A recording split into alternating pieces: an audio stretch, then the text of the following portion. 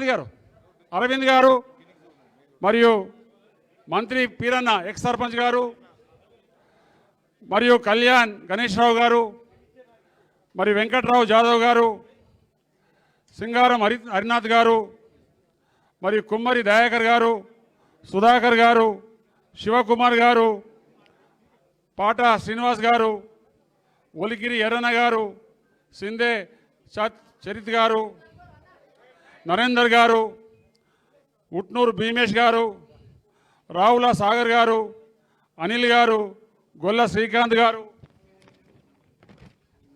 మరియు శివకుమార్ గారు, రావుల సాగర్ గారు, అనిల్ రావు గారు, శ్రీకాంత్ గారు, చెన్న రాజు గారు, బద్రి సందీప్ గారు, దేవేందర్ గారు, నితిన్ గారు, నాగారావు గారు, అన్నమయ్య గారు, కళ్యాణ్ గారు, వెంకటరావు గారు, కమ్మరి హరీష్ గారు, గొల్ల శ్రీకాంత్ గారు, అజర్ గారు, వెంకటేష్ గారు, గణేష్ గారు, పవర్, టాఫిక్, అద్నాన్, అజార్, అజిత్, ఓసిస్, నిహాల్, సుమన్, నాయకడ్ రమేష్ గారు, జాదవ్ రమేష్, అంజని తండ గారు,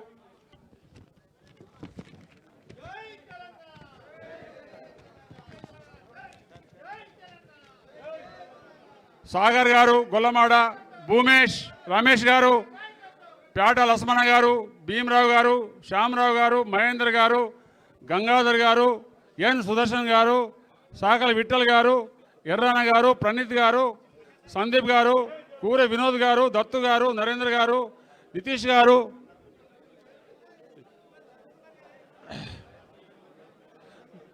మరియు బీరప్ప గారు, రవి గారు, తైమూర్ మహేష్ గారు, లక్ష్మణ్ గారు, అక్బర్, సకాలి శ్రీనివాస్ గారు, కాపెల్లి శ్రీనివాస్ గారు, దయాకర్ గారు, సుధాకర్ గారు, పేట శ్రీనివాస్ గారు, తోట రవి గారు, పెద్దల లక్ష్మణ్తో పాటు చాలామంది విచ్చేశారు.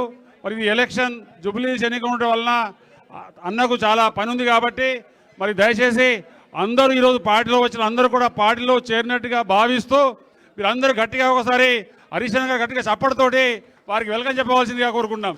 జై తెలంగాణ! కేసీఆర్ గారి నాయకత్వం, కేటీఆర్ గారి నాయకత్వం, హరీష్ రావు గారి నాయకత్వం. జై తెలంగాణ!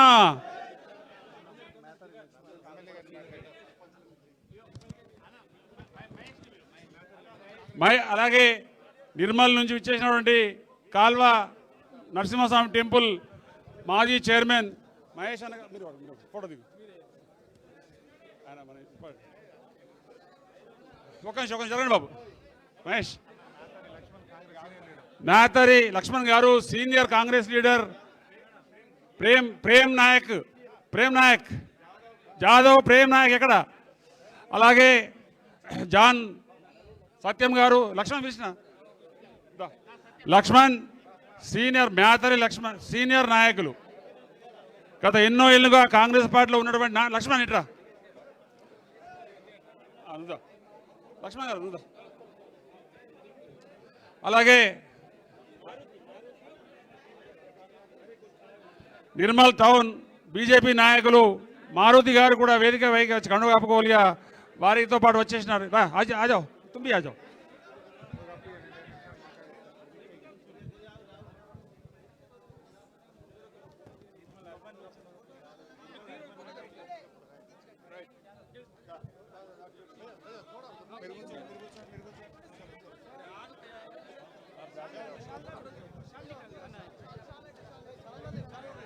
జై తెలంగాణ! జరా బయట పోయి కండువా వేసుకున్న వాళ్ళు కూర్చోండి 2 నిమిషాలు.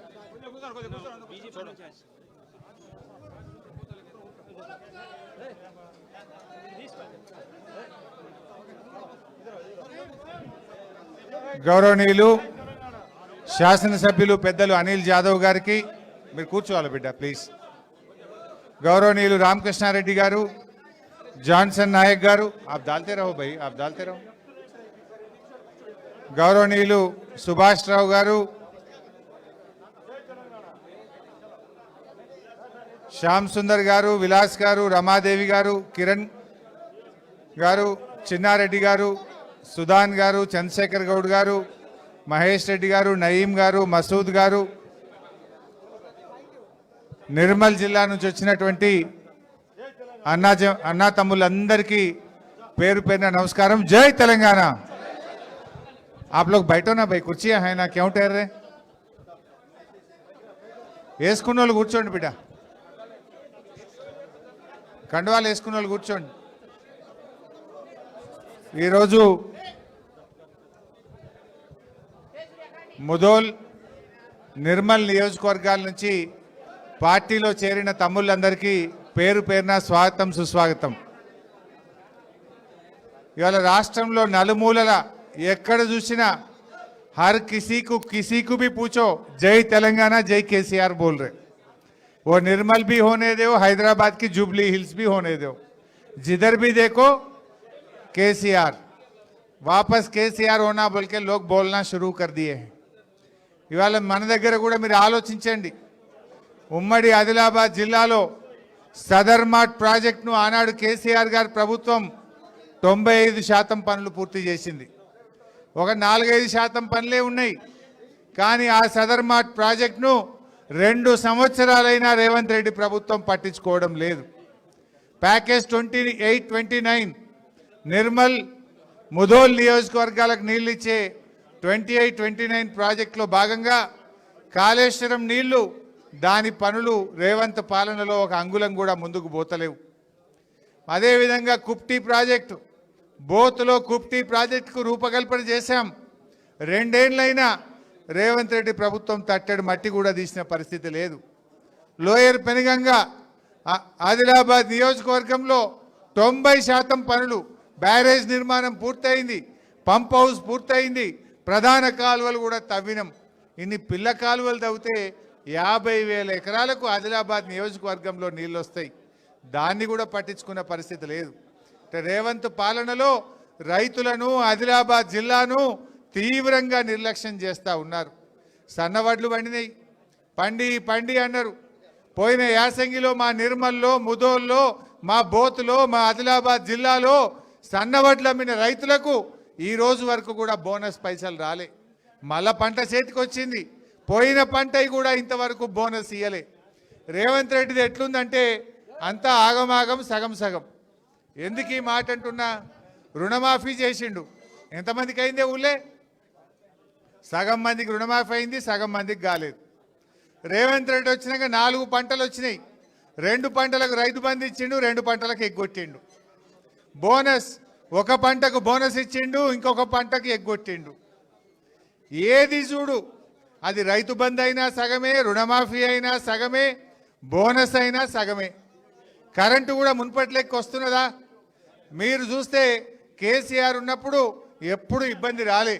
సాయంత్రం 6 గంటలకు కరెంటు పోతే మబ్బుల 3 గంటలకు 4 గంటల దాకా 8-10 గంటలు కరెంటు తీసేస్తున్నారు. మోటార్లు కాలుతున్నాయి.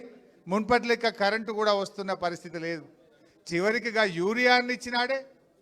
రేవంత్ పాలనలో యూరియా బస్తాలు కూడా దొరకక లైన్లలో నిలబడి జనం పరేషాన్ అయిపోయింది. యూరియా బస్తాలు దొరికే ఇవ్వలేని చేతగాని దద్దమ్మ ప్రభుత్వం రేవంత్ రెడ్డి ప్రభుత్వం.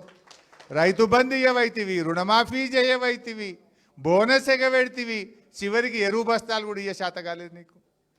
కొంతమంది ఎరువు బస్తాలు దొరకక అమోనియా కొనుకొచ్చేసుకున్నారు. 900-950 బస్తా కొనుకొచ్చుకున్నారు. ఎరువు బస్తాలు దొరకక కొన్ని పత్తి చేనులు ఎర్రబడిపోయినాయి. వర్షాలు పడి నిర్మల్ జిల్లాలో తీవ్ర నష్టం జరిగింది. రేవంత్ రెడ్డి హెలికాప్టర్లో చూసిండు, పోయిండు. ₹1 వచ్చింది ఎవరికన్నా? ఇవాళ అకాల వర్షాల వల్ల నిర్మల్ జిల్లాలో మునిగిపోయిన పంట పొలాలకు ₹1 ఇచ్చిండా రేవంత్ రెడ్డి అని అడుగుతున్నా. ఒక చారణ కూడా ఇయ్యలేదని మా రైతు చెప్తున్నాడు. ₹1 ఇయ్యలే. ఈ రకంగా రైతులను అడుగడుగున నిండా ముంచిన ప్రభుత్వం రేవంత్ ప్రభుత్వం. అందువల్ల మీరు ఆలోచించండి. రైతులకు ఎప్పటికైనా కేసీఆర్, బీఆర్ఎస్ పార్టీ శ్రీరామ రక్ష. కేసీఆర్ గారే రైతుల్ని మంచిగా చూసుకున్నాడు. ఇవాళ రేవంత్ కథ ఎట్లున్నదో మీరు చూస్తలేరా? మంత్రులేదు అనుకుంటున్నారు రోజు. ఏ పేపర్ అన్నా చూడు, ఈనాడు పేపర్ తీస్తే లోపల కుమ్ములాట్లని రాసినాయి. ఆంధ్రజ్యోతి చూస్తే ఓ ఆర్కే కాలంలో ఫుల్ పేజీ రాసినారు. ఎట్టెట్లా దన్నుకున్నారు, ఏమేమి దన్నుకున్నారు. కొంతమంది మంత్రులు ఆడోళ్ళని ఇళ్ళకి పిలుచుకుంటున్నారు, మహిళా ఆఫీసర్లను. ఇంత దుర్మార్గంగా ఇవాళ పేపర్లు పుంఖాను పుంఖలుగా పేపర్లు రాస్తూ ఉన్నాయి. టీవీ ఛానల్ పెడితే ఈ మంత్రి ఆ మంత్రిని తిట్టుడు, ఆ మంత్రి ఈ మంత్రిని తిట్టుడు, ముఖ్యమంత్రి ఒక మంత్రి తిట్టుడు, ఆ మంత్రిని ముఖ్యమంత్రి తిట్టుడు. పాలన తక్కువ, పంచాయతీలు ఎక్కువ. పబ్లిక్ గురించి ఏమైనా ఆలోచన చేస్తున్నారా? అరే క్యాబినెట్ మీటింగ్ పెడితే యూరియా బస్తాలు దొరుకుతున్నాయా లేవా అని చూడాలి. క్యాబినెట్ మీటింగ్ కొడితే తుఫాన్ వచ్చింది, వడ్లు కొంటారా లేదా, జల్దీ వడ్లు కొనుండ్రి అని మాట్లాడాలి. అరే పోయిన యాసంగి బోనస్ ఇవ్వలేదు, గా బోనస్ జల్దీ ఎట్లా ఇవ్వాలనో క్యాబినెట్లో మాట్లాడాలి. పిల్లలకు 2 లక్షల ఉద్యోగాలు ఇస్తామన్నాము, గా ఉద్యోగాలు ఎప్పుడు ఇస్తామో క్యాబినెట్లో మాట్లాడాలి. వీళ్ళు ఏం మాట్లాడుకుంటారు? తన్నుకునుడు. కొండా సురేఖ క్షమాపణ చెప్తున్నది. కొండా సురేఖ తిట్టినందుకు క్షమాపణ చెప్పుకునేటువంటి పరిస్థితి క్యాబినెట్ మీటింగ్ ఎజెండాలు. ఇలా క్యాబినెట్లో ముఖ్యమంత్రి హెచ్చరికలు, మంత్రుల నిలదీతలు, ఇవన్నీ పత్రికల్లో చూస్తే హెడ్లైన్స్, బ్యానర్ ఐటమ్స్. ఇవి నేను ఉన్నదంటే కొంతమంది మంత్రులు, రేవంత్ రెడ్డి వాళ్ళ ఆంతరంగికులకు మింగుడు పట్టలేదు. నేనేమన్నా వీళ్ళు దండుపాల్యం మూట అన్న, అవునా కాదా? రేవంత్ క్యాబినెట్ దండుపాల్యం మూట అన్న, బరాబర్ అంట, మళ్ళీ అంట. మీరు తుపాకీ పెట్టింది నిజం, ఇండస్ట్రియలిస్టులు బెదిరించి పైసలు వసూలు చేసింది నిజం. ఇది కాదా? నిజం కాదా? ఎంక్వైరీ చేయి, దమ్ముంటే పెట్టు, జ్యుడిషియల్ కమిషన్ పెట్టు, సిబిఐ విచారణకి. ఇవి మాట్లాడితే శాత కాదు. వీళ్ళు ఎక్కడ పాలన మరిచిండ్రు. 4000 పింఛన్ వచ్చిందా? మహిళలకు 2500 వచ్చినాయా? ఆడోళ్ళకు ఫ్రీ అన్నాడు, మగోళ్ళకు డబుల్ టికెట్ కొట్టబట్టే. మరి ఏమి ఇచ్చినట్టు? భార్యకు ఫ్రీ అంటివి, మగోనికేమో డబుల్ టికెట్ కొడుతుంది. ఆడికాడికి అయిపోయాయి. ఇంకేమున్నది నీ ఫ్రీ కథ? ఏమున్నది? టికెట్లు పెరగలే, బస్ టికెట్లు 5 సార్లు పెంచిండు. పండుగ పేరు ఒకసారి పెంచిండు, టోల్ గేట్ పేరు మీద ఒకసారి పెంచిండు, రౌండ్ ఫిగర్ ఒకసారి పెంచిండు, డీజిల్ ధర పెరిగిందని ఒకసారి పెంచిండు. అడ్డగోలుగా 2 ఏళ్లలో 5 సార్లు బస్ ఛార్జీలు పెంచిండు. సీసాల ధర కూడా పెంచిండు కదా, పెంచిండా లేదా? బీర్ సీసా పెరిగింది, విస్కీ సీసా పెరిగింది. బస్సు టికెట్లు పెంచుతీవి, మద్యం ధరలు పెంచుతీవి, ఆర్టీఏ ఛార్జీలు. ఎవడన్నా మోటార్ సైకిల్ కొనుక్కుంటే 4000 పెంచిండు. దానికి రిజిస్ట్రేషన్ ఫీజులు పేరు మీద ఒక మోటార్ సైకిల్ కొనుక్కుంటే 4-5 వేల రూపాయలు పెంచిండు. లైసెన్స్ తీసుకుంటే ఫీజు పెంచిండు. గా విత్తనాలు, జనుము జీలుగు విత్తనాలు కొంటే దాని ధర కూడా పెంచిండా లేదా? విత్తనాల ధర పెంచుతీవి, మద్యం ధర పెంచుతీవి, బస్సు టికెట్ల ధర పెంచుతీవి. నువ్వు పెంచింది ఏమున్నదా రేవంత్ రెడ్డి? పేద ప్రజలను ధరలు పెంచుడు, కమిషన్లు దంచుడు. ఇంతకు మించి ఏమైనా చేసిండా? గరీబోళ్ళకేమో ధరలు పెంచిండు, కమిషన్లు ఏమో దంచుతుండు, ఢిల్లీకేమో కడుతుండు. ఇదేనా రేవంత్ పాలన? ప్రజా పాలన అంటే ఇదేనా? దయచేసి ఆలోచన చేయండి. ఆనాడు ఉమ్మడి ఆదిలాబాద్ జిల్లాలో నిర్మల్లో మెడికల్ కాలేజ్ పెట్టిండు కేసీఆర్. నిర్మల్లో అద్భుతమైన కలెక్టరేట్ కట్టించిండు కేసీఆర్. ఎన్నేళ్ల కల నిర్మల్ జిల్లా. మీ స్వర్ణవాగు మీద ఎన్ని చెక్ డ్యాములు కట్టాం? 12 చెక్ డ్యాములు మీ స్వర్ణవాగు మీద. ఆ రోజు ఇరిగేషన్ మంత్రిగా నేనే కదా మంజూరు ఇచ్చి కొబ్బరికాయ కొట్టింది. ఇవాళ స్వర్ణవాగు కింద ఎన్ని పంటలు పండుతున్నాయి ఆ చెక్ డ్యామ్ల కింద. ఎన్ని మంచి పనులు చేసింది బీఆర్ఎస్. ఏం చేసిండు 2 ఏళ్లలో రేవంత్ రెడ్డి? ధరలు పెంచుడు తప్ప, కమిషన్లు దంచుడు తప్ప, పోలీస్ కేసులు పెట్టుడు తప్ప ఏమన్నా చేసిండా? రైతులు తిరుగుబాటు చేస్తే ఆ ఫ్యాక్టరీ రద్దయింది, కానీ కేసులు అయితే మిగిలినాయి. పామాయిల్ కాదు, అదేంది ఇథనాల్ ఫ్యాక్టరీ. ఎంత కొట్లాడినా ఇథనాల్ ఫ్యాక్టరీ కోసం. జిలాల్పూర్ రైతు కన్వీనర్ వీళ్ళు ఎంత కొట్లాడినరు ఆ రోజు. ఆ ఫ్యాక్టరీ రద్దు కావాలంటే ఇవాళ మొత్తం గ్రామాలు రోడ్డు మీదకి ఎక్కి వంట వార్పు పెడితే తప్ప ఈ మొద్దు ప్రభుత్వానికి వినబడే పరిస్థితి లేదు. పామాయిల్ ఫ్యాక్టరీ పోయింది, ఇథనాల్ ఫ్యాక్టరీ వద్దంటే కానీ కేసులు పెట్టిర్రు. ఎన్ని రకాల ఇబ్బందులు. ఒక్కటన్నా మంచి పని చెప్తారా? ఏంది మీరు ఇచ్చింది ఏమున్నది? పేదలకు ఇచ్చిన పథకాలు బంద్ అయినాయి. కేసీఆర్ కిట్టు బంధు, న్యూట్రిషన్ కిట్టు బంధు, బతుకమ్మ చీరలు బంధు, గొర్రెలు బంధు, దళిత బంధు, చేప పిల్లలు బంధు, అన్ని బందే కదా ఉన్న పథకాలకు. అందుకే నేను రేవంత్ రెడ్డికి మొన్న పేరు పెట్టినా, నువ్వు చీఫ్ మినిస్టర్ కాదు, కటింగ్ మాస్టర్. కేసీఆర్ పథకాలకు కటింగ్ పెట్టినావు.